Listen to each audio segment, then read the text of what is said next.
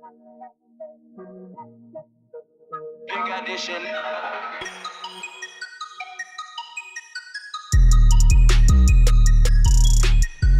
Yo, what's going on, everybody? It's Two Broke Dads, episode 5, man. We are here, Two Broke Dads podcast. And when I say we are two broke dads, I do not mean we are broke, but we are definitely broke, which means we are too broke to let you hold something. So please do not ask. It is 2018. You need to get a job. Jesse, what's going on, man? Facts. And if any sponsors out there looking to sponsor us, we're up for it, man. Yo, Revolt, man. Our numbers aren't there yet, but we're good, man. Give us a chance. Shout out to Revolt. Yeah, word. Shout out to Puff, man. What's good? Puffy was good, bro. I know you used to listen to Battle Rap Arena back in the day. JesseRican, I'm the one who created it, bro. Come on, give us a chance. Freaking, where do you want to start off tonight, Gooch? Wherever it takes us, man. There's so much going on. There's definitely so much to talk about. I mean, obviously, keeping it in hip-hop, obviously. I was going to say, do you want to bring up Game 1 right now first? Because I feel like we could get by that quick. I mean, it is what it is. I want the Cavs to win, but I feel like Golden State's going to win, so I'm not too hyped on this series. I would have much rather have seen a Cleveland-Houston series than a Cleveland-Golden State series again. So, to be honest, I'm not that hyped off this series. I think Golden State's going to win. I don't think Cleveland has enough people to get the job done. I think they definitely have the heart. They got the skill, and they got LeBron. He's an anomaly. You can't really say anything about him that he can't do. But I have a feeling like as much as he dragged this group of people to the finals, I don't think he's gonna be able to drag that same group of people to a championship. I mean, I might be wrong, but I feel like it's gonna be a decent game to watch. But I feel like they're gonna take a spanking tonight. They playing in Golden State tonight? They're playing in Golden State tonight, and the odds in Vegas are 13.5 spread for Golden State, which basically means if you put 100 on Golden State, they have to win by 14 or more. If they win by 12, and if you put 100 on the Cavs, you win. And then the straight line is 7-1. So if you put 100 on Cavs and they win today, you get 700. This is how low I think this has been the lowest Vegas odds of a championship game of all time. Well, yeah, I mean, I feel like the Warriors are heavily favored. I mean, I watch the basketball season. I'm not like a fanatic. I don't watch every game, but I do watch it from time to time. Definitely, of course, now during the playoffs is when I get more excited about it. But I'm not excited about this championship playoffs. I really feel like Houston kind of got robbed, pretty much starting in that third quarter of Game 7. I feel like the refs were just it was bad. I mean, if you went online during that time on Twitter, there was even other professional basketball players talking about the Zebras are at it again. I feel like the refs really fucked this game up. I would have much rather wanted to see a Cleveland and Houston series. Yeah. I'm not excited about this, but salute to LeBron, man. You really can't stop that guy. He was on a mission from, basically being down 3-2 and coming in there Game 6 and 7 and really taking over. I mean, I think he played I know the last game, Game 7, he played the entire game, and I think in Game 6, he was only short of the entire game by a few minutes. I mean, you can't stop this man. So you watch SportsCenter and they talk about, they got to make him, got to get him tired, they got to get him fatigued, and then he listens to it and he comes back the next day and plays, the entire game and wins. I mean this in a funny sense too, because I hope nobody takes this the wrong way, but somebody at my job came to me and he was like, "Oh, he's an animal, he's a beast." Oh, no. I mean, he's really good. He's a white guy. And I think he tried to catch himself saying something racist with all the racism going on. And I knew it wasn't racist at all, but I just thought it was funny that he tried to correct himself. But I don't think he needed to correct himself for saying he's a beast or nothing like that. I think, but you're right though, with the way things are right now. I mean, thinking, jumping from. No, he corrected himself because he said he's an animal. Well, I don't mean animal like that. Like But that's the thing, he though. made sure to correct himself, which I just Because kind the of way like chuckled things about. are Yeah. right now, at least with certain groups of people feeling a certain type of way about other groups of people, there's certain people who feel like they need to correct themselves. But if I was chilling with that person and he said, "Oh, he's an animal, he's a beast," I would just be thinking about his ball skills. I wouldn't even be taking it to a level of racism. But let's just kind of pivot into Roseanne. She just OD'd and says, but you know what? Saying LeBron's a beast on the court is a lot different than what Roseanne did. I mean, but look at that. She got out of pocket, and she just lost her show. Her show's been gone for so many years. She brings it back. I think it was actually 20 years, if I'm not mistaken. So 20 years the show's been gone. They bring it back. They've got phenomenal ratings. They're doing great.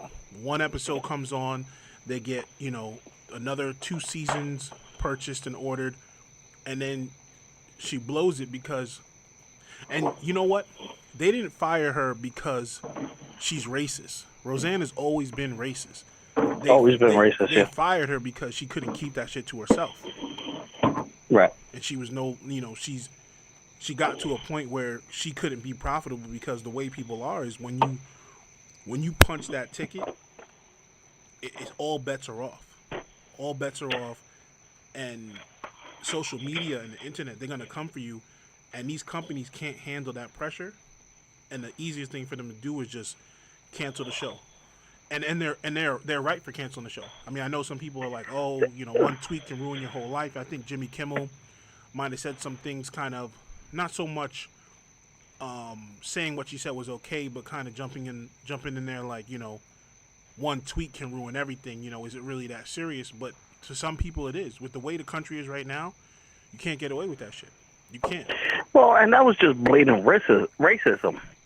Yeah, in 2018, you went on Twitter to millions of people and called a black lady in the political world basically an ape, a monkey. And she said something about Muslim people, too. You can't forget she tied in Muslims into that. And the Muslims, right. So, now, who I do feel bad about, the actors like DJ, the actors who play like Becky, who haven't had success in years. And even, the kid actors and stuff. And then you're talking about writers and stuff for the show. And you're talking about them losing their job off of this idiot's tweet. I feel bad for them because, I could just imagine going through what, DJ was a child star. I don't think we really seen him in anything. I know that's not his real name. I don't know his real name at the moment. Forgive me. And I don't feel like checking IMDb right now just to know his real name. But I think it's like Michael Fishman. Oh, Michael Fisher, you're right. He hasn't done anything in years, right? Besides Roseanne. So, when they do their first numbers and the shit is 20 million views, 21 million, whatever they got. I think it was 20, 21 million. It might have even been 25. Those numbers are not seen on primetime shows. Those numbers are like Super Bowl numbers, and that's why they got renewed so quick. So when they see that and they get excited about their careers taking back off, and then Roseanne, who's already a millionaire, I do feel bad for them. Nah, it's fucked up. I mean, you're right. I guess I can feel bad for them. I do feel bad for them because they can't control her mouth. You know what I mean? Like she's gonna say and do shit, and no one in that group, look at any of the cast, whether they feel the same way about what she said, they didn't jump out the window and say it, and they can't control what she says. So it is kind of fucked up for them because they're losing everything.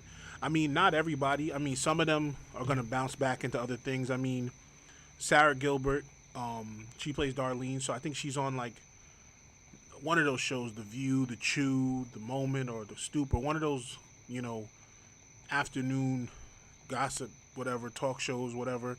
She's on one of those shows. Roseanne's going to continue to be Roseanne. John Goodman, I've seen him popping up in a few movies. But yeah, everyone else, Jackie, Becky, you know, um, DJ, all of them. I mean, I don't see them No, going. actually, don't sleep on Laurie Metcalf. She got an Oscar nomination this year for Ladybug. Oh, that's right. That was a dope movie too. Yeah, yeah, that's dope. You seen it? I seen it. I liked I it, seen man. it It was a good one. before like everyone jumped on it. But I mean, yeah, I mean everybody else is pretty much a wrap. Yeah, Michael Fishman's got nothing going on. Sarah, the other, the second Becky, she got nothing. You got the dude from you got David. At least he's in Big Bang Theory, and then you got Emma Keeney or Emma Kenny or something like that. She's on Yeah, Shameless. she plays Debbie on damn, this is one of my favorite shows. On Shameless. On Fucking Shameless. Shameless, Shameless. But yeah, that's Yeah. that's like what, six people out of that's six actors Well, out yeah, of but everyone that's else six on the actors. cast. Yeah, But exactly. think about the writers, the makeup crew. No, you're right. Like, Everybody. I mean, it's a wrap. But you know what? It's fucked up what she said. It's and you can't even say like, oh, because of the way the world is now. Like, even if the world wasn't the way it is now, tensions are high with racism right now in our country. So saying certain things and feeling a certain type of way publicly is gonna get you in trouble. But even if our situation wasn't the way it is now, what she said is 100% wrong. Whether it's 2018 or 2008 or 1998 or 1968, what she said is wrong, and you have to live with those consequences. Can I say something real quick too, like a real quick story here? And I mean, cut me off if I'm taking too long and tell me to speed it up. But she tries to blame the drug Ambien. No, and then Which Ambien tweeted out, and I had a feeling you were going to say that. Ambien tweeted out that of all their side effects, racism is not one of them. which is a great thing. But no, there's more to that. On my own personal shit, I'm a doorman. The guy who got the doorman position before me, he was the manager here. Now, there's a because he died. I think it's almost been a year already. God bless. He died while I had the position, and he was found in the middle of the street. Oh no, in the back of a restaurant with his head cracked open. So they had an autopsy and everything. So now he had a sleepwalking disorder, and he did blame it on Ambien.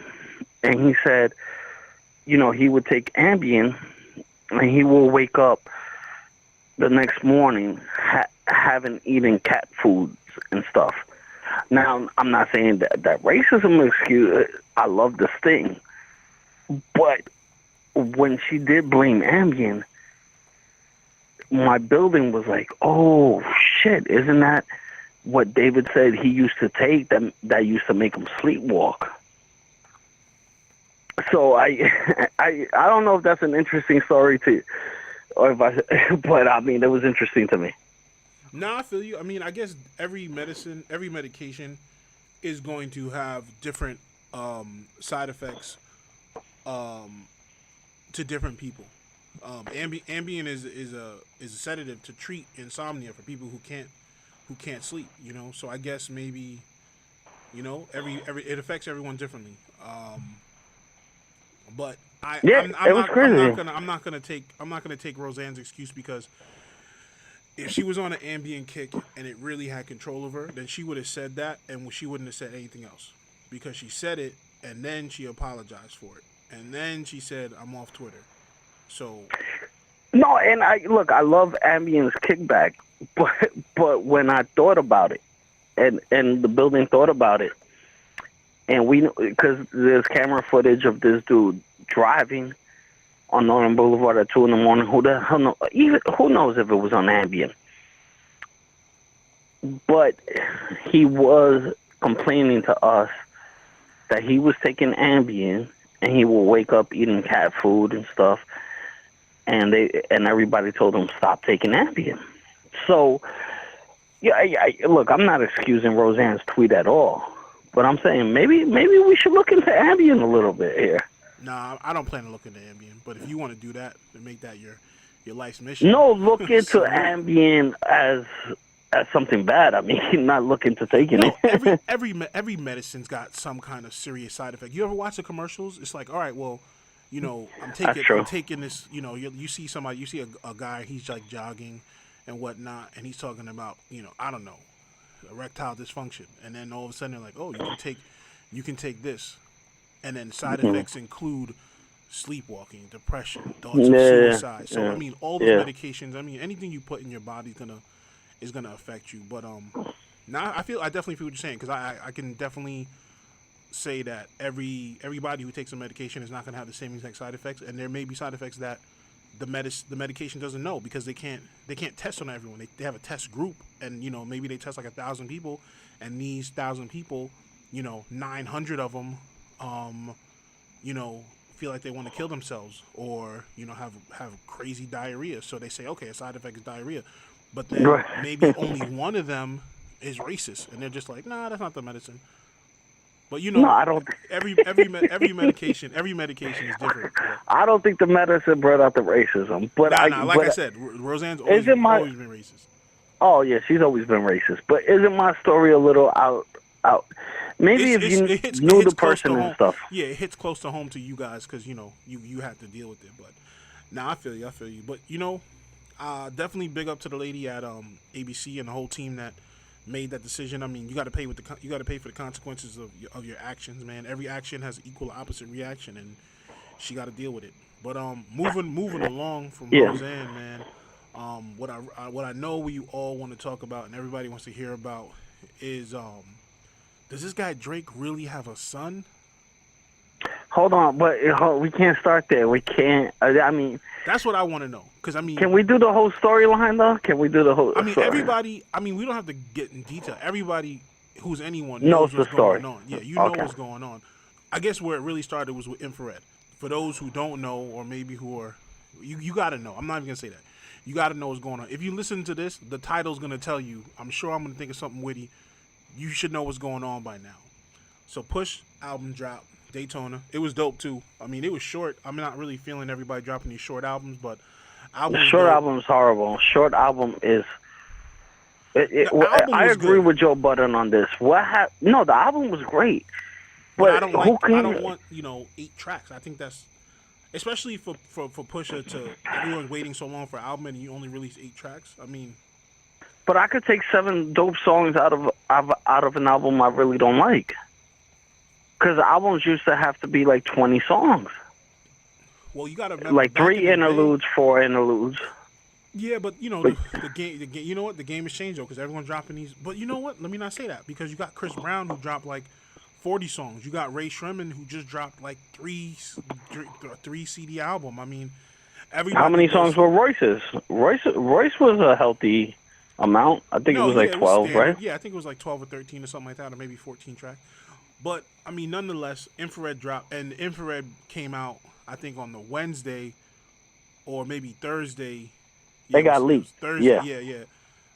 Oh, not just leaked. He performed it somewhere. Oh, he performed it at the listening party, and that video came out of him performing it, and he said, what he say? It was written like Nas, but it came from Quentin, kind of referring to Quentin Miller, and ghostwriting for Drake and whatnot. So Drake got in the studio, and I guess, whether he did it himself or he got another ghostwriter or whatever, but he dropped the Duppy freestyle the same exact day the album dropped. I don't even know why people doubt Drake at this point. But go ahead. I mean, I don't think people doubt him. I just think it's hip hop. I mean, no, but that you said that if he got another ghostwriter for this, come on, even if Drake had a ghostwriter for 1 or 2 songs, he writes or 3 songs or 4 songs. There's 4 reference tracks out. Okay, all right.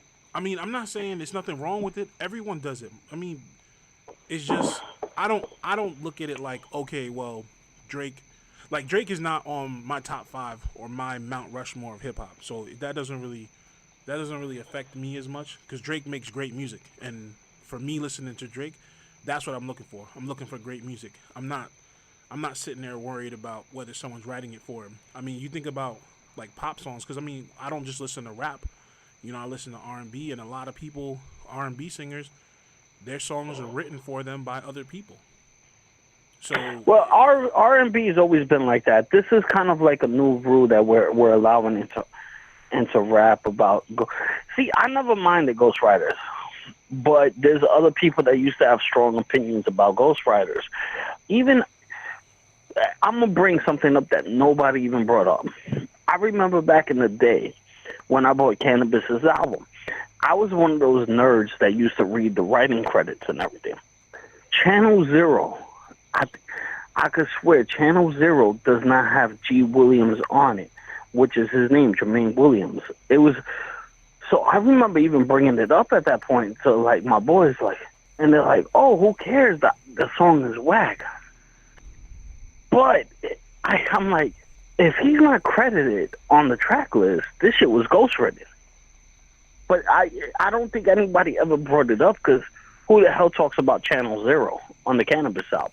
No, I feel you. But, I mean, I just feel like, and I agree with you on that point, because that was something I thought of back when this whole thing came out. Like, damn, I remember back in the day, like, I remember, like, one album specifically that I remember, which is a non-hip-hop album, but it was Boyz II Men, first album, Cooley High Harmony, and it had a thick-ass booklet in the CD case.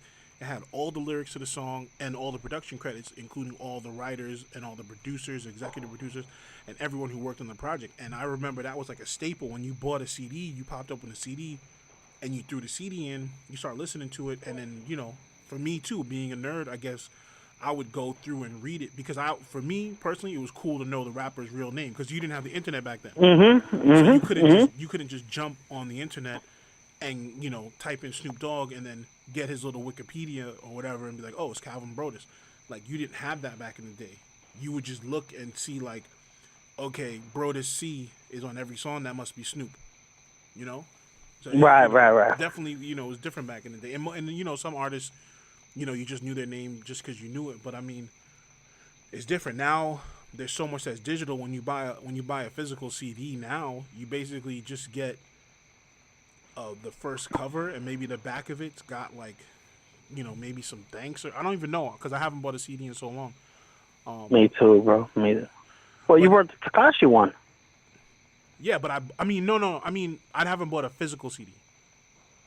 Oh, I thought you bought it, a physical copy of the Takashi. No, I don't know where to get that. They're not selling that in Target. I mean, I bought it online. Like I have streaming service, so I can get my music not for free. I pay monthly, but I actually bought the Takashi album for $5.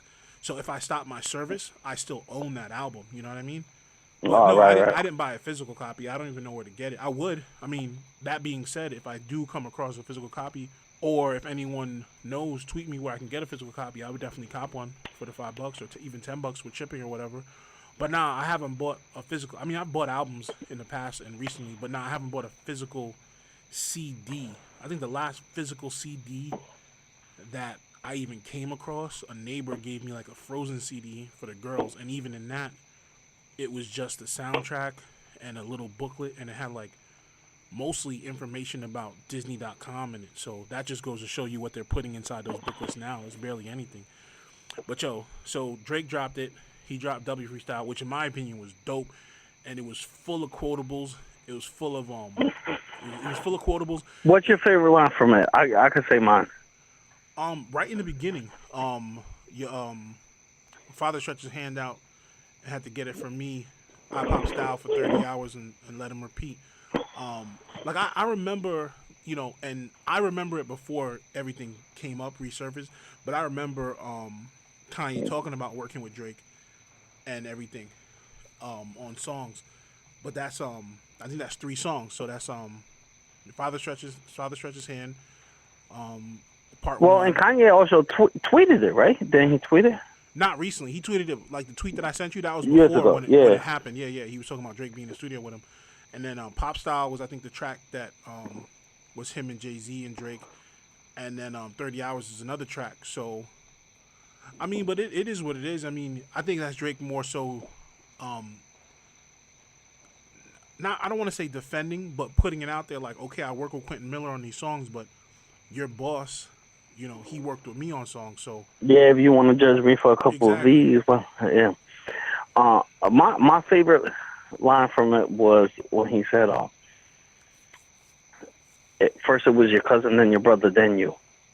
So you're not actually rapping about what you did. You're actually about rapping what you knew. He said, no shame, but there's no shame in that. You shouldn't be ashamed of that. There's plenty of people that do what you do. There's no malice in your heart. You're an approachable dude. I was like, oh shit, bro. I was like, this dude went in, man. He said, don't push me when it's album mode. You're not even top 5 on your record label as far as talent goes. Like,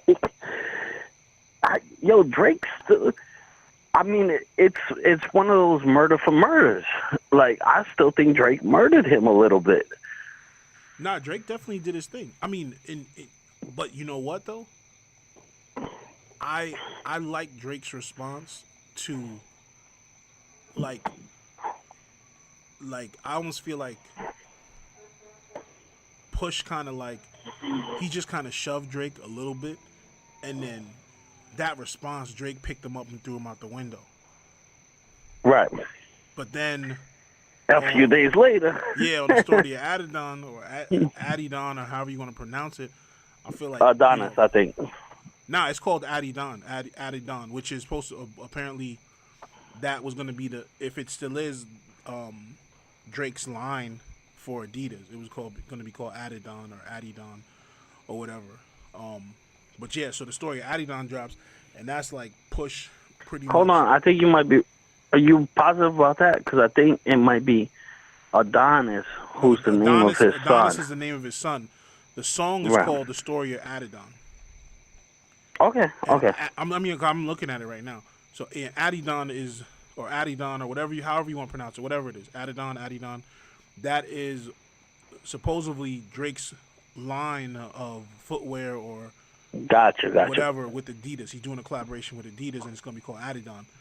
So that's the name of the track. But yeah, the kid's name apparently is Adonis. But story Adidon dropped, and he basically, he came back out the window and took Drake up to the roof and threw him off the roof with that one. Yeah. I was hating when I first heard it. The first day I heard it, I was hating. I ain't gonna lie. Like, this shit is whack. Then somebody told me. I was excited. I was excited, but I thought it was. Because when's the last time you had like real? You know what? I don't think it was meant to be like just dope. I think it was meant to provoke thought, and I really think it was strategic to fuck up a lot of shit for Drake. Right. Like, well, that's what I was gonna say. Like, when I first initially heard it, as soon as it dropped, I'm like, it was kind of corny to me. I was like, well, what's he really saying? I still thought it was dope. But then when I played it back, I was like, all right, it's not like it's not like a banger like that. Like, it's not slapping, but everything he said in it was kind of like damn, and it makes you think about everything that Drake's ever said or done. Drake has ever said or done. And with this day and age, it's like he's playing it very well, because basically everything he said is turning into like trending topics and Google searches, and everyone is looking up this chick. Everyone is trying to find out about the girl. Everyone is looking at that picture. Like, did you look her up? Oh, you can't say that. She'll marry me. No, she's bad. I saw the thing on TMZ, like, what is it, late last year, but it was one of those stories where it came up and then it kind of got laid to rest really quick. So it was just like, okay, another broad who says that a rapper or a celebrity got her pregnant and there's no paternity test, XYZ, whatever, and then the story dies down and you forget about it. So I had known about it, but I mean, no, Drake never came out and was like, yeah, I got a kid, blah blah blah, So I didn't. I knew who it was already, just from that, because prior to that I'd never heard of her. But then when she came up with the whole thing, apparently where she was gonna have a kid with Drake, I seen who it was. And then when it came back now, it's almost like full circle with Push bringing it back up. It's crazy, man. Yeah. But did you see the TMZ story, right? Apparently, somebody in Drake's camp or someone close to Drake's camp said that Drake is taking care of the lady and he's looking to get a paternity test and make sure everything is official. But he has been financially taking care of her. I believe that. Why would you financially take care of someone if you're not 125% sure that that is your kid? Well, that and that's another thing too. Like, the paternity test should have been done. If Drake wanted to keep his kid out the media eye, is one thing. I didn't know about that. I'm not mad at Drake if he's financially taking care of her and keeping his son out of the limelight. Some people choose to do that, which I think is cool. But let's get into the blackface. Can we get into the blackface? The blackface, I thought it was photoshopped at first. When somebody told me it was real, I was like, holy shit, that's a bad look. When Drake did explain himself, the PR statement, I do believe it. With that being said, I don't want to hear a PR statement. I want to hear bars. I want to hear you come back. Yeah, I mean, I wasn't really too concerned with the blackface. I mean, when I first saw it, I was like, damn, that's crazy. But I also saw him, and I looked at it like, all right, well, I thought it was just Drake performing because I saw that he was like, his age was like the Degrassi age. It wasn't last year Drake. Right. It was younger Drake. So I was just figuring he was playing a part. And then when I started reading more about the artist, and because, not the artist, but the photographer who took the pictures, people started pressing him, and he was like, yo, this was his vision. And this is before he released the press release. He said, I'm proud of the pictures I took. This was his vision, and I wouldn't have not taken them for him. He was working with someone else, and this is what they wanted to do to portray a statement. And then when he released his statement saying what he said, it was right in line with what the photographer said. So is it OD that Drake did blackface? I guess it's OD to dress up like that. But when you read his statement, and if you believe what he said, and you take into consideration and I believe it. What the photographer said, I believe every word of it. And if that's a bold statement that he's trying to make, sometimes when you want to make a bold statement, you got to cross the line. I mean, look at Roseanne. Well, all right. See, now you confuse the people that listen because they're like, does he believe in his statement or not? But go ahead. 100% I believe what Drake said. And, I don't feel no type of way about it. I think it's dope. I think it's definitely dope what Pusha T did, though, using that picture that no one's ever seen before. Of course. I'm sure people have seen it, people who are aware of the project and the photographer. And I'm sure that photographer at that time, when he took that picture, he was Aubrey Graham. He wasn't Drake yet. So he probably just took the picture and was like, all right, here you guys go. And then when he looks in the fast forward to the future, and now he's Drake, it's got to be a dope feeling to be the person who took that picture and to still defend it to this day. I mean, you did what you did, and you don't feel no way about it because you respecting the artist who wanted to get that picture taken. So I don't feel no way about the blackface. I think it's awesome for Pusha T what he did. I know a lot of people have already said it, people who've been talking already. Like, when Drake does anything for the next few months, no matter what they hear on the internet, everyone is going to ask him about that blackface picture. Now there's one statement also too. Oh my God, this going on Facebook, going on fucking Twitter. Yo, y'all dudes are really so fucking fickle, bro.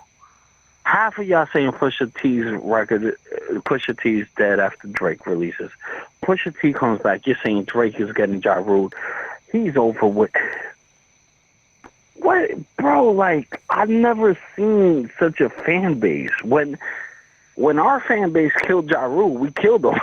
And I wasn't part of the crowd. I was still a Ja fan. But I've never seen a fan base go back and forth. It's not a fan base. It's multiple fan bases. So you have Drake's fan base and you have Pusha T's fan base. What irks me about this whole thing is people who say they never heard of Pusha T until this Drake shit. That's insulting. I know Pusha T doesn't drop regularly, and I know that people are not everyone in the culture now is the same age as us. But how have you never heard clips? How you never heard grinding? How can you listen to Pharrell and not know about the clips? You know what I mean? I think they heard the songs. They just forgot the name. I guess maybe because they look at maybe they're like, okay, maybe they don't know Pusha T was part of the clips. But I mean, I guess you know what? Now I'm gonna sound like an old head who's hating on new people for not knowing the tracks that I listen to. So I'm gonna stop myself right there. I'm just gonna say this: if you are honestly saying like you never heard of Pusha T until this Drake shit, go listen to clips. Go listen to Pusha Facts. T. Go listen to fucking Oh my God, the list can fucking go on, man. What happened to that boy? I mean, come on, man. How you gonna say you never heard of Pusha T? There's one thing I don't like about Pusha Pusha T T's was on album. the first fucking Justin Timberlake. When Justin Timberlake said he's done with NSYNC and he wanted to go solo, who was on that track? Who was featured on that track? Pusha T. Let's go, Pusha T. Shout out Pusha T, bro. Come on, man. You'll tell me you don't know Yo, you don't know who Pusha T is. Like, get out of here with that. I don't even want to hear that. What take hits back what did I said. Pusha T if drop? you're a young head and you're not listening to Pusha T, like, get the fuck out of here. Yo, all right. There is something about the album that is distasteful to me. What? The cover, the Whitney Houston shit, bro. Don't disrespect the legend like that. Yo, Bobby Brown said he's gonna snuff. He said he's gonna snuff Kanye. He said that Kanye needs to be smacked, and he's the person to do it. That's the cocaine speaking. Go get him, Bobby. I think that nigga's on more than coke, bro. That nigga on like crack to the 18th degree, bro. But I'm impressed by Bobby's lifestyle. Get him, Bobby. That's your prerogative. Yo, I'm seriously impressed by Bobby's lifestyle. This dude has killed family members around him, but he refuses to die. He takes more than all of them. Nah, Bobby Brown is like fucking. He's Deadpool for real. Yo, he's nah, but yo, all jokes aside. Hold up, real quick. Salute to Ryan Reynolds because I definitely seen Deadpool on Tuesday. Shout out to AMC. Was it dope? Oh yeah, it was sick, man. Shout out to AMC for a $5 ticket Tuesdays. But nah, Deadpool 2 was sick. It was dope. I mean, I heard a lot of people compare it to the first one because it didn't like smash the box office like the first one did. Like, yo, every single movie is not gonna do better than the last movie. The movie caked up. Ryan Reynolds, funny, hilarious. I mean, the cameos were so fucking on point. Shit was dope. Deadpool 2 was sick. You got the $5 AMCs too? Yeah. There's an AMC like literally right across the street from me. Like, I mean, when I say right across the street, I mean like walking from where I used to live back in Elmont, from my crib to the high school. Like, that's how close the theater is to my house. Bro, join the membership. I did. You have to be in the membership to get the ticket for $5.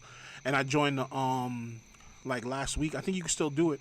It's like $11 instead of $20 for the year to get the premium. So when you get to the theater late, you get on the premium line. You get your ticket right away. I love the premium line. I love get your popcorn and you go on the premium line. You don't gotta wait with the fucking peasants. That's what I'm talking about. Your motherfuckers is peasants waiting online.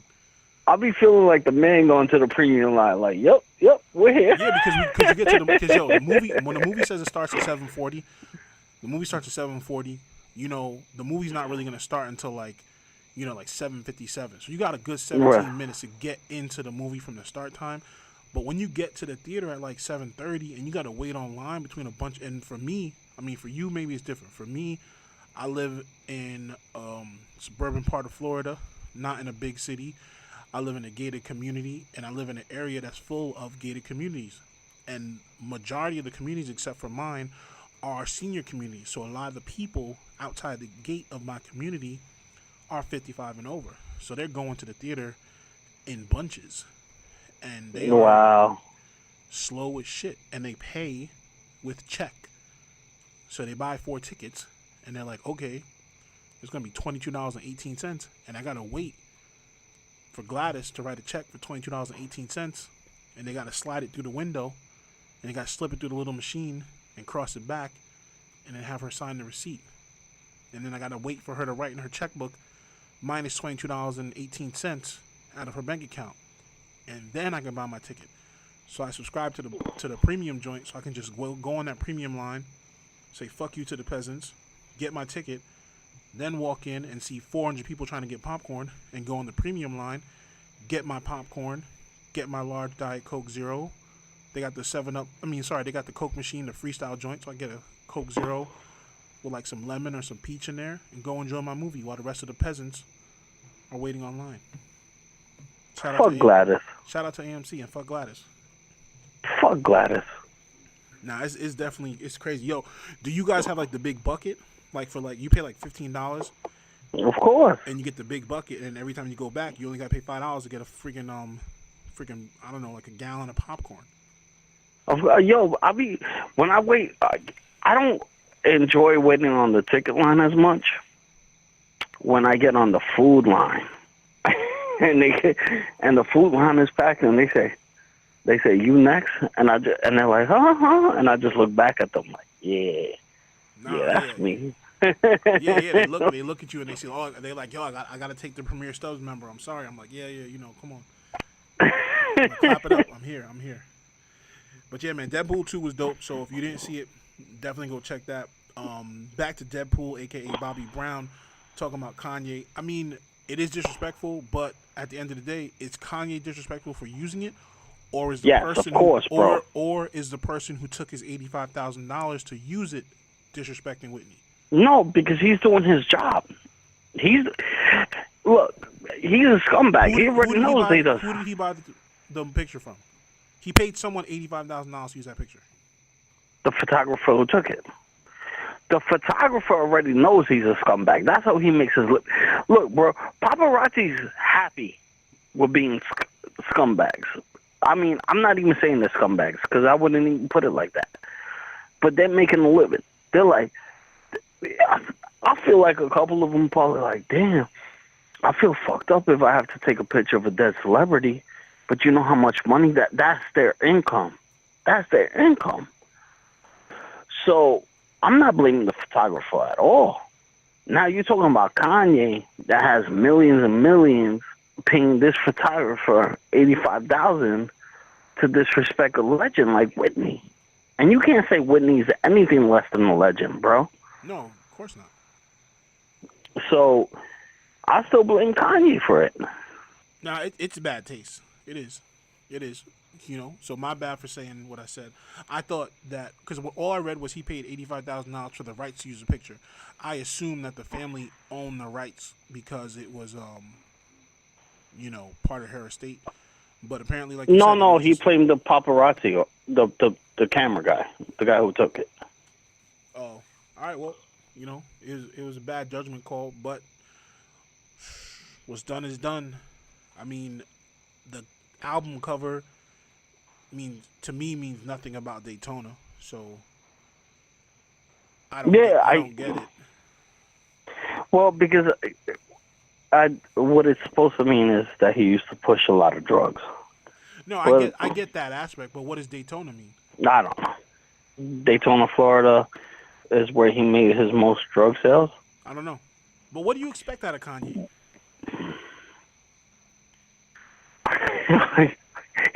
You know what's so funny? Doesn't his album drop tomorrow?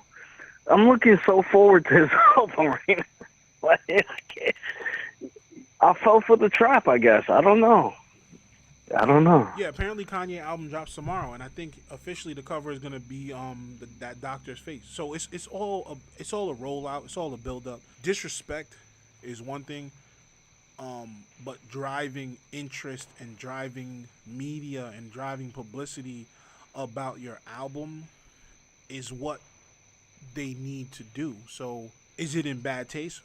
1,000%. Well, I'm gonna listen to the words he says.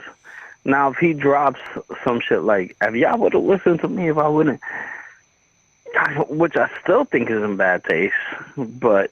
Yo, you heard him say the whole poopity scoop on Push's album, too. Like, when I heard him say that, I was like, come on, man. And I let myself listen to the rest of it because he did come back spitting, but I mean, I was like, yo, this guy is, like, trolling everybody. But a part of me doesn't think he's trolling. Kim Kardashian met with Donald Trump yesterday. Yo, the New York newspaper, salute to the Daily News, salute to the Post, shitting on Kim Kardashian and Donald Trump on the covers. Dog, I mean, you're meeting with Kim Kardashian about prison reform. All I can say is, with the whole shit that happened rewinding a little bit to Drake talking about sending the invoice, and then Rhymefest jumping out the window saying like, "Oh, when you get that money, come help the youth of Chicago," because Kanye said, "Fuck the youth." You got Kim, Right. she's a ride or die. She went head to head with Rhymefest on Twitter, and she basically shot him up, and he had a little rebuttal, but then what happened was other people involved with Donda's House Charity came out and was like, "Yo, you're wrong. She's right." So she's a ride or die, and for her, she's sticking with her man. So if her man says I like him. I like him. if her man is saying that Trump is it, then she's obviously sticking with her man. So she's gonna try to play her part. So you can't knock her for that. I mean, what I will knock her for is, what does she know about prison reform? Who is she to speak about that? They should have let Chloe go because she's OJ's daughter, and that would have made more sense. Chloe can be like, "You let my pops out. He's a fucking madman. What are you doing?" Yo, let's talk about this, because this is a secret that's never been. Well, it's always been rumored about. I don't think enough people talk about it. I think people say it, but they just kind of blow it away. But all I will say, I don't want to spend too much time on this because I think I don't really care. But Right. It's funny. But all I'm saying is, take a paternity test.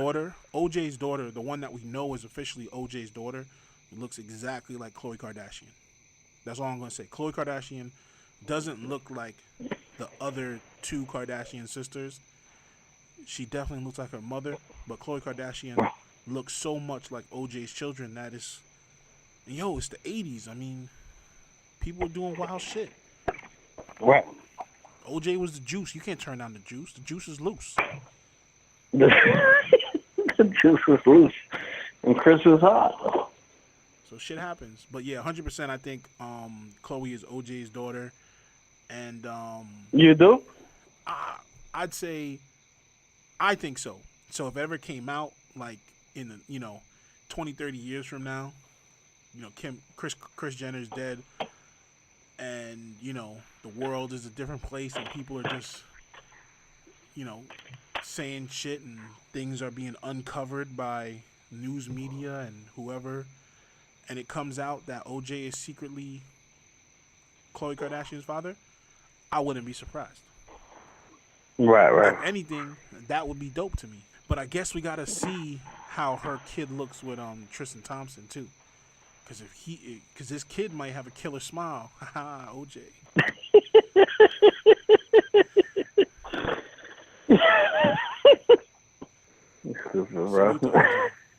Salute to OJ.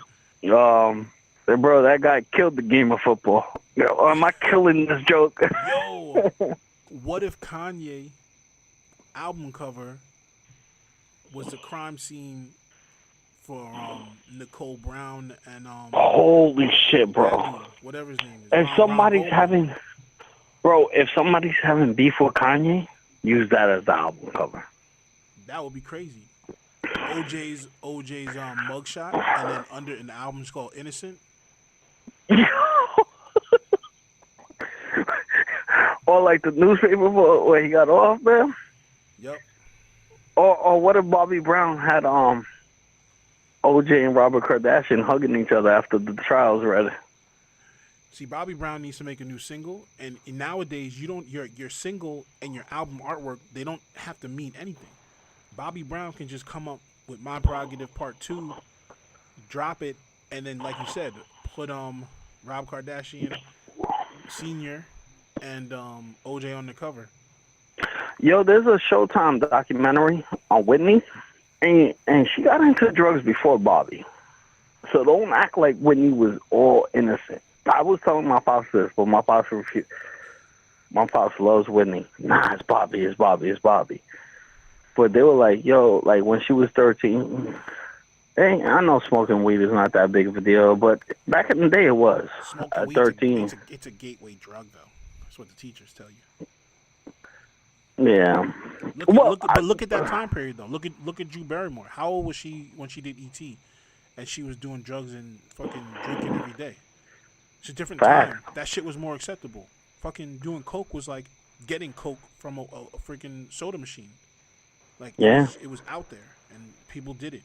So, yeah, Whitney Houston got involved with drugs. Maybe Bobby Brown wasn't a good influence, but you know what? Whitney and Bobby, that was that era's Jay-Z and Beyonce. No, it's not. What the fuck are you talking about? That's our era, bro. They got together later. I'm telling you, Whitney and Bobby was Jay-Z and Beyonce first.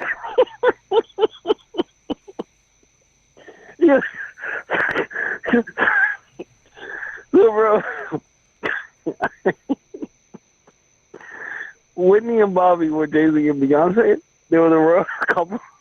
Jay-Z and Beyonce are not a royal couple.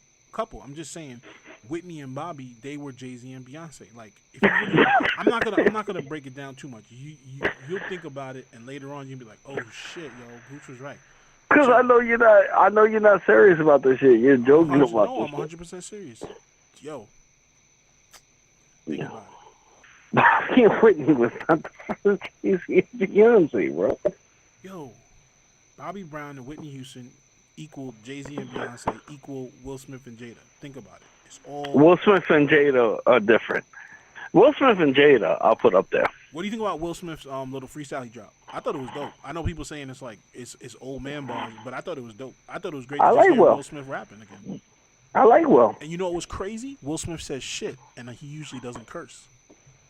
Will's always been one of my favorite rappers. But Will Smith was cursing. It's a new Will. Not one of my favorite rappers, but that while you know what it is? His genre of music, it wasn't. I mean, it was rap, it was hip hop, but you know what it was too? His movies are so good, and all his tracks were on the soundtrack of the movie. So, like, if you loved those movies, you heard those songs. And no, not even that, bro. Before, when we were kids. Not even that. Before, like the Fresh Prince song. Right, you're right. Before, yeah. Like the summertime. I think I could beat Mike. Him and Jazzy were funny as hell together, man. Jazzy Jeff. Even like Wild West with Cisco, like yo, if I hear that song on the radio, I'm turning the volume up to 50. I don't know about that song, but I'll say when my son was born, I called Z. Oh yeah, that song was dope. But when my son was born, I called up and I asked him to play just the two of us. I swear to God, I love that song, especially as a father now. Like, if I hear that song comes on, I get hyped as hell, bro. Just the two of us. Nah, Will Smith definitely killed it though. So salute to Will Smith, man. And you know what? He's taking his YouTube and Instagram and all this social media shit like to another level with production and everything. Like everything he puts out is official. But that track, that little video and freestyle he did was dope, man. So salute to Will. Salute to Jada, Bobby and Whitney. We see you. Bobby and Whitney is the next Jay-Z and was the previous Jay-Z and Beyonce. I'm sticking to hold on. Did we leave the Pusha T Drake combo? No, we going back. We just sprouted out. You know. Okay. We'll reel it back in real quick. So Kanye, if you're listening to this, you already know Bobby's looking for you. He's got 5 fingers for your face. Keep your mouth shut. Have a better picture selection for your next album cover, and we won't have any more problems. Oh, we should get Bobby Brown's nephew. He called Star Show up a while ago. Get Bobby Brown on the show. I mean Bobby Brown or his nephew. I want to talk to Bobby Brown's nephew. Yeah, let's talk to Bobby. Let's get Bobby on the show. It's like, yo, you want to talk to Will Smith's barber? Nah, nigga, I don't want to talk to those motherfuckers. Yeah, that's true. Shout out to Bobby. Snap up Kanye. Snap some sense into him. Let's make it happen, man. But, yo, back to this Drake and Pusha. Oh, hold on. While you said we're still going around it. So, Ja Rule, did you see this? Nah, I haven't heard anything from Ja Rule. There hasn't been a natural disaster. So, look, Ja Rule chimed in. So did 50. At Ja. So you did see this? No. I saw 50 put up a picture of Drake, and he said some shit about it. But I didn't. If Ja Rule's in the news, I'm not checking for it. I'm sorry. All right. But this shit is funny as hell because it involves 50, too. So Ja says, yo, Pusha, and he asked him on Twitter, yo, Drake, I'm gonna let y'all do your thing, but Loose Change still was the most disrespectful diss rap of all time. Disrespectful diss rap of all time. And then 50 comes out of nowhere. Yo, how petty is this dude to really do this stuff? And goes, I'm paraphrasing because it's much longer than this, but it's basically, shut the fuck up. I'm the reason why you're an Uber driver now. 50 don't play. And 50, if you think 50 Cent comes out of nowhere, you're wrong, man. This guy 50 Cent is on the internet. He's on YouTube. He's on Twitter all day. He's definitely like just spying. He's always in the comments. And I always think But how dope. funny is that though? Because when you don't like someone, you watch everything they do. Think about it. I pay more attention to people I don't like than people I actually am cool with. True. But that could kill you if they're doing better than you. Yeah, but I'm watching for your downfall. You're praying on it, right? Yeah, I'm praying. I'm watching. That's gonna be my favorite episode of the series. I'm like, all this winning is pissing me off. But nah, man, Ja Rule. No one in this beef right now is getting Ja Rule. This is not gonna kill anyone's career. Like what 50 Cent did to Ja Rule. What's been said on any of these tracks, I'm just gonna call it two tracks. So Infrared was a light jab. So I'm not gonna. That's where it started. But right Infrared now, was a setup. Infrared was a setup. Yeah, Infrared was a setup. So I'm not looking at that as a track. So right now, between these two tracks, nothing that was said on either of those tracks is Ja ruling anybody. But I will say though, if you saw Van from TMZ, the dude who was talking to Kanye about the whole slavery thing, he tweeted out that he's got a source that says Drake is ready to deal with the Pusha situation. I don't know what that means. I think Drake has an ether in his bag. I really do. When it will be released, I don't know. You gotta release it soon, though. Got it. But that's what I'm saying. Because I've been following his Twitter. So there's been nothing new on his Twitter. He announced the announcement about the blackface. But he hasn't released nothing new. So my guess is he's got ether in his bag. I mean, I hope he drops something because right now I'm excited. I'm not saying I do. I like beef. And I like when it's like this. It's on. You got a record, back to back. Not Drake's back to back. I'm just saying back to back. Well, no. When two people murder each other. Yeah, like that's what I like because it's always when you have that one-sided beef where you got one person sending shots and sending subliminals, and no one ever responds. It's just speculation. Like that's whack. Like certain people say like, oh, Drake has been going at Kendrick, or Big Sean's been going at Kendrick, or the three of them are always sending subliminal shots. Like, I'm sure they are because everybody wants to be the best, but it never goes anywhere. So to hear, Push, not even subliminal, Push, he said it. What he said was calling out Drake, but to get Drake to respond and then to get Push to respond, like, yeah, I want to see Drake respond, and I know Push is not going to back down if Drake responds. Like Push can rap for days, and I mean. But it's just different now because I almost feel like no matter how real Pusha is on this, like Drake has such a strong fan base. Like I said, people talking about they never heard of Pusha T or the Clips before. Like people are gonna say that Drake is winning no matter what. But right now, in terms of a battle, I feel like Pusha is on top because what Pusha said is just like I like how he talked about his relationship with women. And how that comes from the fault of his father, like it was almost like a therapy session. That was dope. The part that got me a little weary about it is I like how he said his pops is in Steve Harvey suits too. That was funny. But the part that got me a whole little weary about that whole thing is that he said, "Oh, your pops left with you." When you were 5, what a hell of a dad. I mean, obviously making jokes about him, But I remember the Murder Mook versus Solomon battle, which is a horrible battle by most people's standards. But I still like Mook and stuff. And Mook said, if you were to diss me, you would talk about how I was waiting for my pops when I was 4, and my pops never come. But then you were damn near dissing everybody in this building. And I'm like, see, that's like most hip hop heads or most hip hop artists always talk about growing up without a father figure. Me and you both have our pops there. So aren't you dissing most of the fans at that point?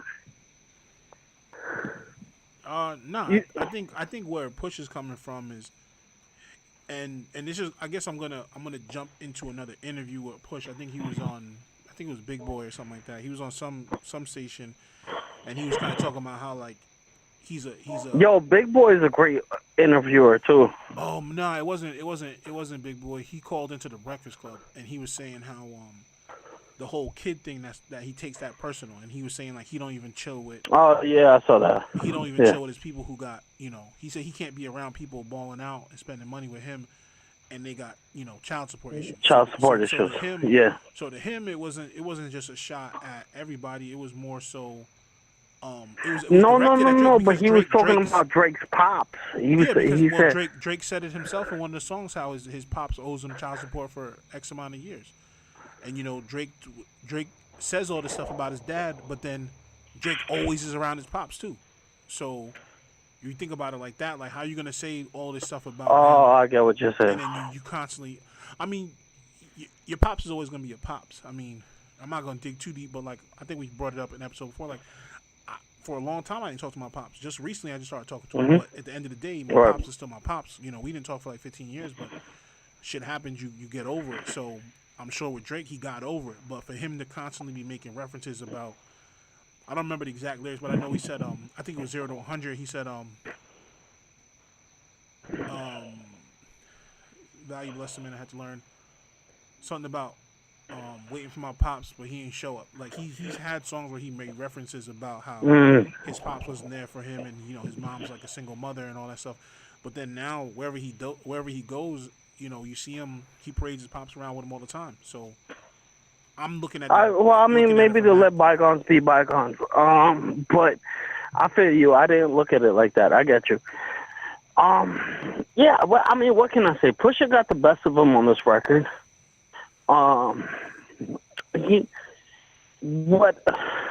Where I think Drake will take a loss on, as he does another public statement addressing the Sun issue. Like, we're not trying to hear this. You're in war mode right now. So those public statements is white flagging it. You're supposed to address it. I think. Yeah. And it's my bad to cut you off. I just want to get this out there. I think when you look at it, now we're looking at it as a battle, and we're looking at it on a hip hop standpoint. So you just want bars. You don't want excuses. But now let's take it for a second and think about Drake as a brand and as a business, and how it's probably smarter for him to get in front of this because he has a lot of sponsors. He has. No, I'm saying get in front of it, but in front of it with bars. No, but think about it. Adidas, Sprite, all these companies that that sponsor him. They're not listening to a track for answers.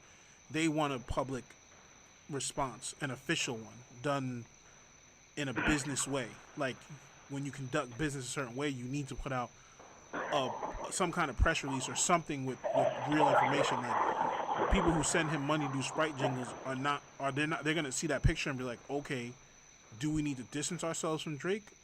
Right. And then Drake's gonna give a press release. They're not gonna wait for him to drop a diss track and listen to the diss track and then him be like, I did it when I was young, and they be like, okay, it's cool, Drake, it's cool. Like, they want something official. So I think as a business and as a brand, he did the right thing to get in front of it. Because, At least that's the way I look at it. I mean, I could be wrong, but that's how I'm looking No, at it. I got you. That makes sense to me. I just feel like certain advertisers are not gonna wait for a diss track for you to explain yourself. Like the whole thing with Right. going back to Roseanne. Like they didn't wait for her to say anything about Ambien. They canceled her show only a few hours later, and that's it. They didn't wait for her to put out a diss track. No, it makes sense. It makes sense. It makes sense. But with that being said, the fans still need that diss track. Oh yeah, Drake's on the clock. Drake's. So when did Story Out of Down come out? Yesterday or the day before? I think it's been 2 days already. Everybody's been waiting on Drake's response. Nah, well, Pusha drop. It took Pusha how long? It took, I think, Drake's dropped came out Friday night. Yeah. And then Pusha T response came back Tuesday night. So that's Drake Saturday, Sunday, Monday, Tuesday. That's 4 days.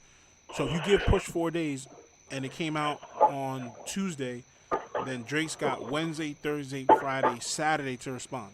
In all fairness. No, but he should drop on Friday when most people are listening.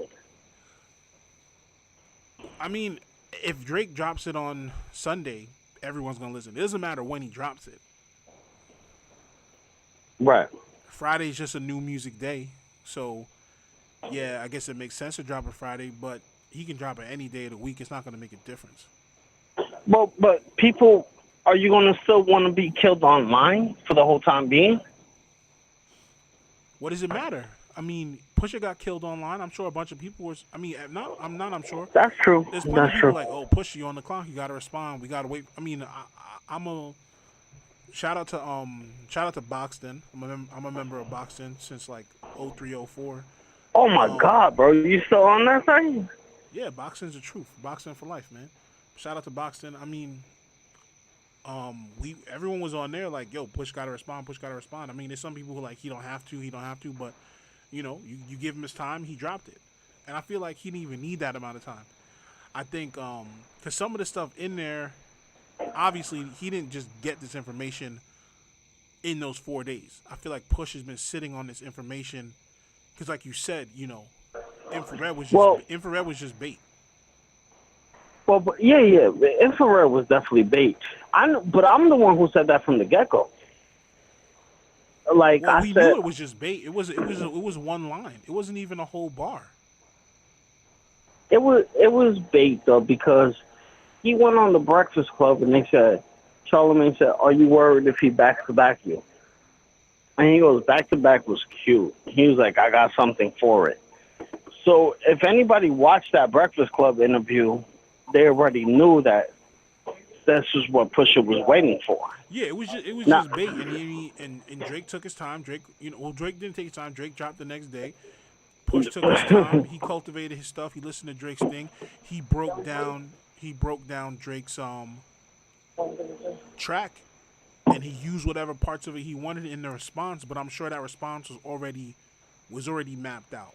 He was just connecting the dots and released it. Right. I mean, yeah. But Drake did the same thing, and they both. Now, what we're dealing with is two calculated artists dealing with each other. Yeah, and now it's going to come down to who the people side with, but it's also going to be about who's going to keep dropping. And I'm such a Drake fan. I say he doesn't throw in the white towel on this one. I say he comes back with Ether. If he doesn't in a week, by next week's episode, if he doesn't answer, I'll be disappointed and I might throw in the Drake towel. Nah, if Drake doesn't answer by Monday, then it is what it is. I'm still gonna listen to Drake's album, Scorpion. I'm looking forward to it. I don't. Really care for of course. But song, I'm saying I'm taking the L though. I'm saying if he don't respond again, then he's taking the L. And if he don't acknowledge his son, it's gonna be a bad look. If it's 100% his son, I have a feeling it is though. Because why would you be sending money But you know what though? I just said it a few minutes ago. It is a business thing. Why not send the money now so that you're not gonna be paying for this kid forever? You send the money now. You keep record of it. If it does turn out to be his son, he's already ahead on the child support, and it is what it is. Plus, this guy Drake's a simp anyway. He's put out songs about wanting to save strippers from strip clubs and telling them they don't need to dance anymore. So, if Drake even thinks he got someone pregnant, he's sending them money. That's dope, though. That's not a simp to me. That's a pimp. You got it. He's a simp. I'm not sending nobody money for no kid that's not 100% mine. We gotta go on Maury. Bro, I mean, I don't see. All right, this could hurt his image. I feel that. I could feel it hurting his image in the fact that Drake has mad girl fans, and the biggest turn off for a girl is a deadbeat dad. I don't see it. I feel like there's an explanation behind it. I might be wrong. Well, all right, I'm going to get into some of the speculation that people have said. So the Adidon rollout for his Adidas sportswear line apparently was, at least according to Push, was supposed to be where he introduced his son to the world. So Adidon, right. Adonis sounds similar, but Adidon also is very similar to Adidas. So it could just be a play on Adidas, or it could have something to do with the kid's name. Either way, apparently he was supposed to roll out this line and I guess bring up the kid either during the line or talk about the kid during his album, which I could totally see Drake doing. Like I feel like Drake is someone who definitely he wears his heart on his sleeve, and his emotions are very. I feel like Drake is an emotional person, at least in my opinion. Of course. Well, I think every great artist is an emotional person. Yeah, but then you know what? I think you assume that he's more emotional than others because of the way he seems like a softer artist than most people. Like I wouldn't consider Drake like a gangster rapper. You know, I don't. He never claimed to be. No, I know. But assumably, I look at Drake being softer than like a Game or a YG. You know what I mean? So which made his character. I can see Drake coming out on an album and talking about a mistake that he made. You know, this is gonna be Drake needs to drop this on the Confessions beat. I don't know because look, if you're talking about providing for a kid, that may not be yours though. That's the only thing. Like, I don't have a problem with providing for the kid because you should. But if it was me, I would want to know that 100% that's my kid. But I also think, like I said, Drake operates like a business. So why not just the money is nothing to him. That's the thing. Him giving her whatever, a couple thousand or whatever, $10,000, whatever. I don't know the number. I'm just throwing numbers out there. But let's say he's giving her like $10,000 a month to raise this kid. It's smarter to get ahead of it now and be giving them that money. And then whenever you deal with the situation and you confirm that that's your kid and you determine in a court of law that you got to give this lady money, then you've already been giving the money. You're not. You're ahead of it. But me personally, I would rather be behind it because if it's not my kid, I'm probably not gonna get that money back. But I know to Drake, that money, getting the money back is nothing to him. Actually, you're not gonna get the money back. I saw it on the episode of People's Court. Yeah. So exactly. Like I'm not trying to just because think about it. If the kid was just born, like I think the lady was pregnant in November. I think maybe the kid was just born or. The kid is out. The kid is alive now. So, even if it's been 3 or 4 months and he's giving her money, then he's 3 or 4 months ahead of it and not 3 or 4 months behind. Hold on, I didn't even know this. This makes it so much better for Drake. You want him to put out a newborn baby? I thought he was hiding like a freaking 10-year-old. No. So then, I mean, Pusha T is still crazy, but come on, man, you want him to put a 3-month-old baby to the world? Like, like half of the celebrities won't even do that. That makes, doesn't that change it up for you? Oh, I mean, you knew it all along. I didn't know the age of the baby. Yeah, And we're talking about this is not like a kid. Like, this is a baby, a fresh baby. Like, I don't know how many months. Let me say, I want to say that at least what I was reading, it was like November or October that she was still pregnant. nah, man. So you can't. The baby. I mean, look, Pusha T's album still stings, but I mean, this has come back. You can come back from this. Yeah, I don't think it's that big of a deal. But like you said, it's an assault on his character. And Push said it himself. He said, "You brought my fiance's name into it, so all bets are off." I think the more disrespectful line was about 40. It is disrespectful, but I will say this: all's fair in a battle. It was hot. Me too.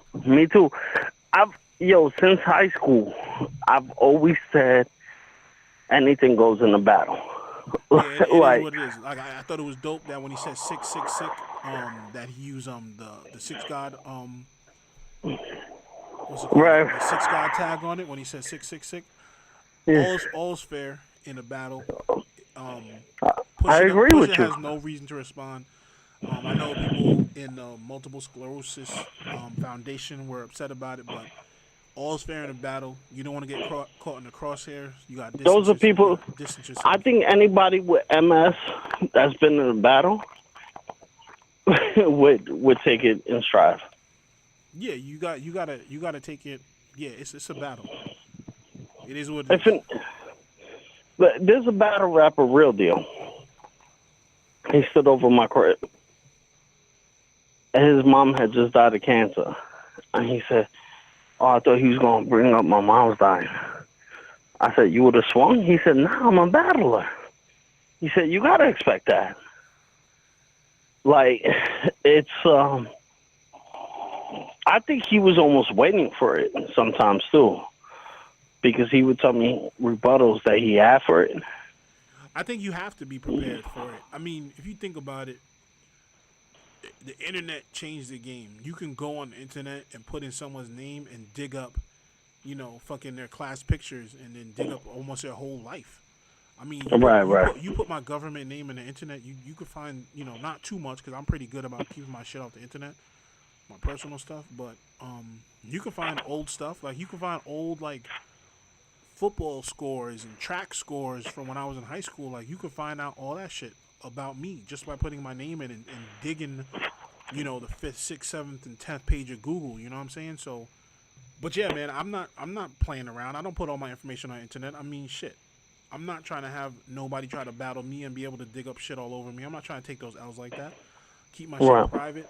And I mean, if Push was able to get that information, I think one person said that ASAP Rocky gave him the information, because I think it was like, it could have been Drake's kid or ASAP Rocky's kid or like some backup dancer for Beyonce or some shit like that. It was crazy, and but you don't know, it's all gossip. You know what's funny? This is what I don't care about.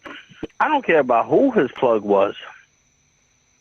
They got to him. Now you got to answer that. I mean, the plug you deal with on your own. You know what I mean? But I will say, I think he should have answered to not just the blackface. I think he should have also answered to the baby thing. But maybe maybe he's not. Maybe we'll be seeing that. Maybe we'll be seeing that in the diss song. I'm waiting for it. I'm waiting for him to come through like, "I just had a kid, don't start no trouble with me." Like, that's what I'm waiting for. Yo, yes, bro. Do that shit again. Yo, I think if Drake starts that off as his listener, that shit will be dope. Bro, you should do like a Vivo of that shit. Do that shit again? Nah, we should definitely do a parody. I mean, that shit's hilarious. But salute to Drake if he's a new dad. Father's Day is coming up in like 2 weeks. So everybody make sure you hit up Drake on Twitter, @him, Happy Father's Day. Send him a necktie. Send him a drill. Send him a battery for that drill because it usually doesn't come with it. I mean, all the the shitty things that they put out for Father's Day. Send that to Drake. Canada Mail. Make it happen.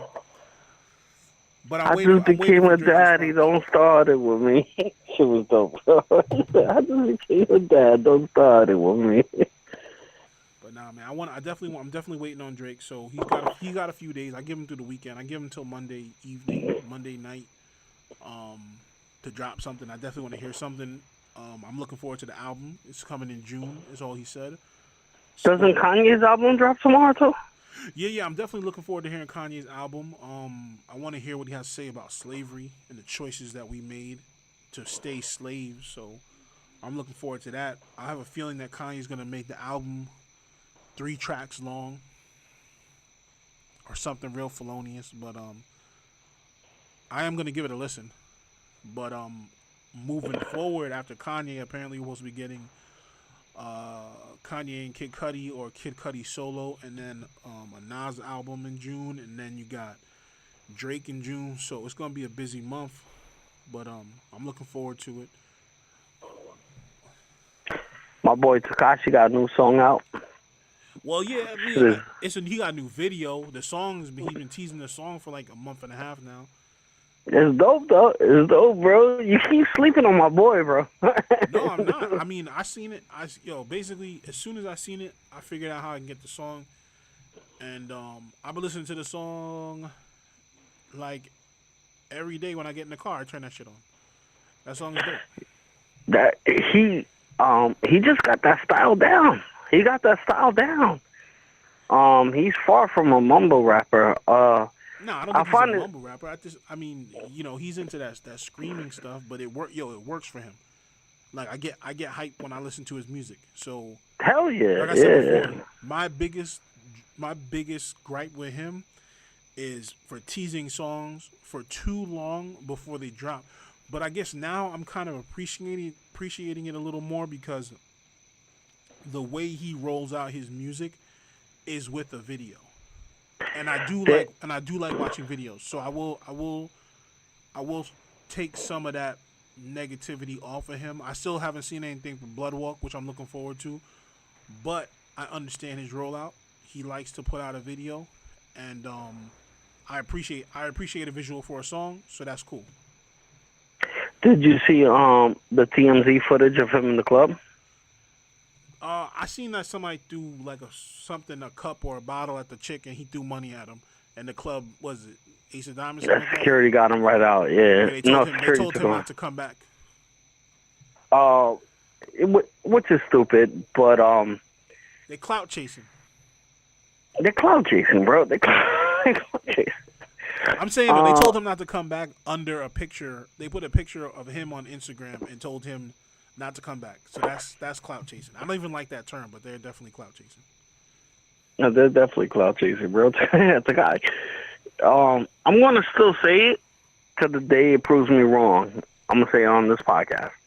Takashi is the new 50 Cent. You keep saying no, I keep proving you wrong. You're not proving me wrong. By him dropping one song in 2 months, you're not. But it got, what, 92 million views? Yeah.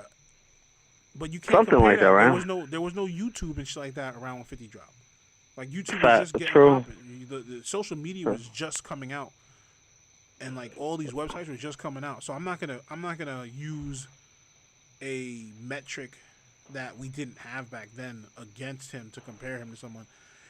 I think for him to be compared to 50, like his glow up is huge, but his buzz is big, but he's not consistent. We gotta save it last. Yeah, he needs to drop more music. One thing 50 did also that I don't want to compare him to 50 is 50 brought in people. 50 gave other people careers, and he brought in other artists. Only person I think about when I think about Takashi is Gotti. Is what's his name? Shoddy? Is the dancing dude. Which one? I don't even know. I don't know his name, but that's whenever I see a Takashi video, I'm always looking for that dude to be dancing in the video. But he made academics blow up as a blogger. No, Well, they helped each other out. Academics was already popping. You can't say. Yeah, but Takashi he made Academics more bigger. No, I don't think so. You can't say Takashi had anything to do with academic success because Academics already was big enough to land a role on Everyday Struggle. And Academics, you barely even seen Academics, and then all of a sudden he's on Everyday Struggle. Takashi had nothing to do with Academics getting any bigger. If anything, they helped each other mutually, but I'm not giving Takashi any credit for what Academics did for himself. Salute to Act. He grinded it out. He took a lot of hate from a lot of people, and and he's still getting. So the one thing I hate is people hating on Act, because I'm like, but you know what it is? It's Joe Budden fans, and I love Joe, but see, there's a difference between being a fan and a stan. I don't think anything Academics did, like I'm just gonna go to the Vic Mensa thing. I don't think anything Academics did was wrong. He got a lane. He got in it. He's not a street dude. He just reported on stuff. So if you're gonna, hate, and then talk about he's saying like, oh, Chirac savages and all that stuff. Like, okay, he said that, but I don't see these same people who are screaming at Act going to the reporters who only come to your hood to talk negatively about it. Right. You're not jumping down their throats. You're not going to, Storm Winters or whatever those crazy fake names they use and screaming and knocking on his door because he only comes to the hood when something negative happens.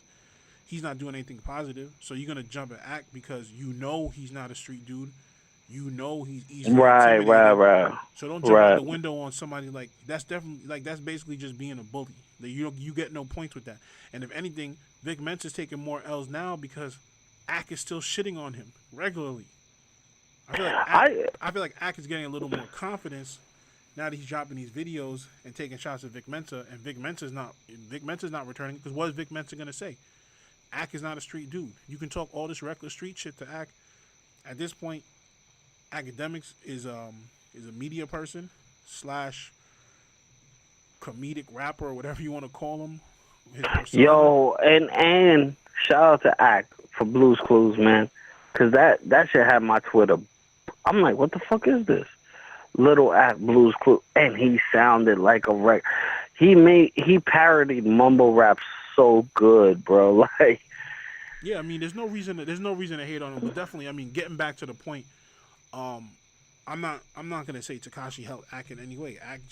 Act stood in his lane, and I feel like if anything, they used each other to get to another level, but I don't think Takashi or Academics reached down a hand and pulled each other up. They climbed up I feel like they both climbed up that ladder together. Like, they both doing their own thing separately. So salute to Act. Good to see Everyday Struggle back. It's a shame it didn't work out with Star. I thought Star was dope on Everyday Struggle, but I could feel that there was tension there. I know Star. Star didn't want to do nothing. Star didn't want to be part of it. He said. Yeah, he said it.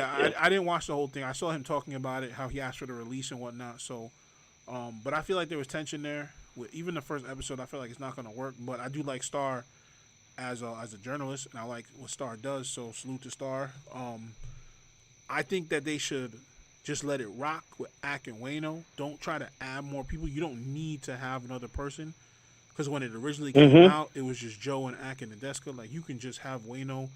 I like Wayno. So you can just have Wayno and just let it go. You don't have to add anyone else in there. Because I think the show has already established a following that people are going to watch it. And I think, like I said, I like Wayno. I think he does a great job on the show. I think he's a great balance to Act because of Wayno's experience in the industry. So... No, the chick is cool, too. I like the chick. Yeah. You know what? I look at her as just the moderator because that's the way she always introduces herself. Mm-hmm. She is part of the show, so salute to Nadeska as well. But I like the way the show is with the three of them. I don't think they should try to add any more pieces to it. Just be consistent. Because I know, like, earlier in the week, I don't even think they had, like, a Monday episode. They just did, like, a Tuesday, Wednesday, Thursday. So stay consistent. Salute to Everyday Struggle. I'm definitely watching it again. I wasn't watching it for a minute after Joe left. I think I was just a Joe fan. I was hating on it, but I'm watching it again. So salute to Everyday Struggle, salute to Act, Nadeska, Complex, Wayno, and all that. Well, and that's the one great thing about Joe. My bad, man. I know we got to wrap it up soon. I understand that, but that's the one thing I know about Joe. Like, Joe could take whoever he's working with, I've noticed, and make it entertaining.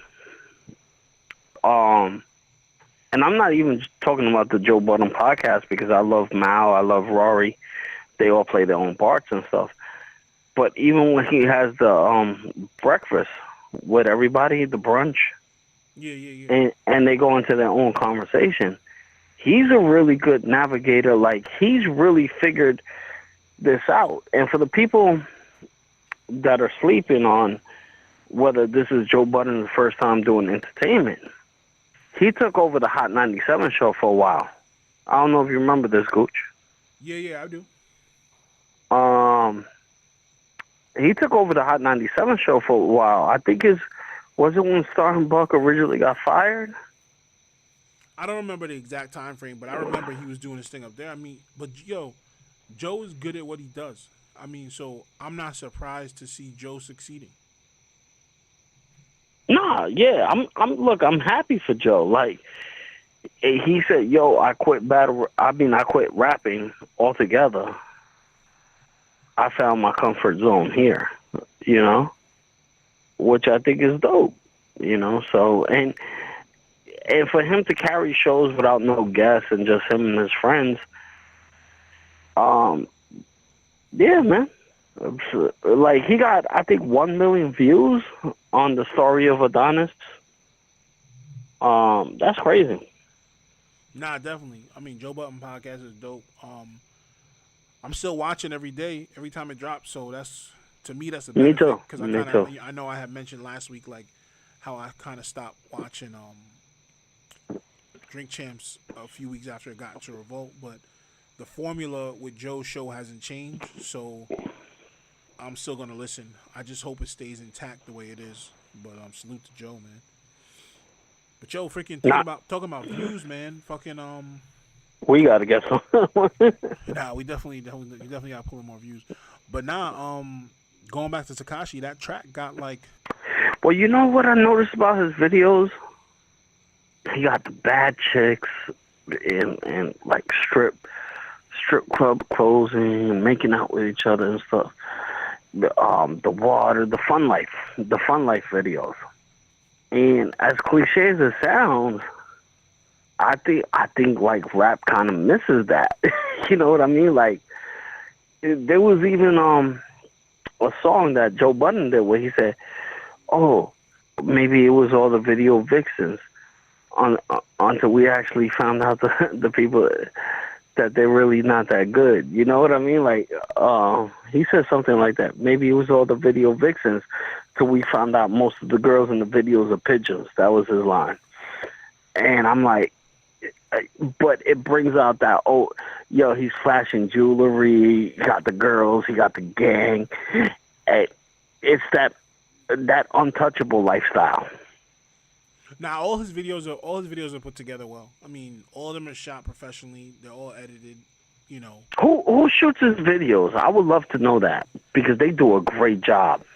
I don't know. It's funny. I don't remember the guy's name. Someone talked about it, but I know it's the same person who shot the last couple of videos. It's just funny because I noticed the same thing. I was watching a video with the gentleman talking about the video production, and I was like, damn, this video looks way better than the last one, but it's produced by the same person. And I mean, probably just, he's doing these videos for Takashi, so I'm sure he's getting some bread off it too.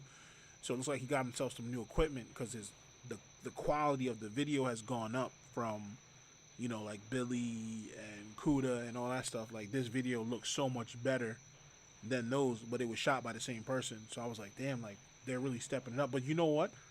That's progression. That's what you want to see. Even for the production, like, it's getting better every time. So salute to his whole team. Of course, every time they put something out is dope. Like, that, every video they put out is gotten ridiculous views. So salute to Takashi, because everything he's putting out right now is bulletproof. Nobody's fucking with it. Well, and the video of him and DR too, giving like the kids $100 bill. That's real DR people. I'm telling you that. When they come back running for DR, I mean, if you've never been to DR, It's a third world country. Like, you go there, you have to ignore the little kids if you want to save money in your wallet. As bad as it sounds, like it breaks your heart. Like, maybe one kid but you got thousands of them coming up to you. So in DR, 44 pesos equals $1. But for 44 pesos, you could still do a lot. Like, the cost of living is so much cheaper. So if he's giving them $100 bill, it's almost like me giving a broke kid $2,000. I'm not even joking. Like, in America, and when he goes around doing it, you could tell that they're not extras and stuff. And I just found that video shot so well and he wasn't even exploiting the people. If you're gonna do something like that, you don't have to put it on video, but it is dope that he incorporated it into his video. I mean, but he's done other things too. I've seen, I follow him online. I've seen him on Instagram and shit, going to schools and talking to kids and whatnot. So it's not like that's nothing out the norm for him, which is dope. So he does what he does, but I think he still gives back, and I think that's what everyone wants to see. Everyone wants to see someone do something positive. Like, you're gonna hate on him as much as you want, but he does do positive things. So salute to Takashi. That was 6ix9ine's plan. Except Charlemagne. I really feel like Charlemagne wants that dude dead, bro. I don't think he wants him dead. I mean, Charlemagne's just trying to drop some jewels on him. There's nothing wrong with that. Everybody's approach is different, though. He kept saying, "Oh, we all know how the story's going to end." Even after he got salty after the interview. It doesn't matter. At the end of the day, everybody in that interview won. Breakfast Club won because they got ridiculous views. That's true. They got that YouTube money, so everybody wins. And Takashi went on to prove them right by saying that it's going to be the biggest interview. So, well, and let me say this: Charlemagne is my favorite radio. Well, I like Elvis Duran too. I ain't gonna lie. Elvis is a little different though. Like, he talks about more family stuff, like more fun stuff. I think Charlemagne is the best interviewer I've ever seen. I put him over Howard Stern.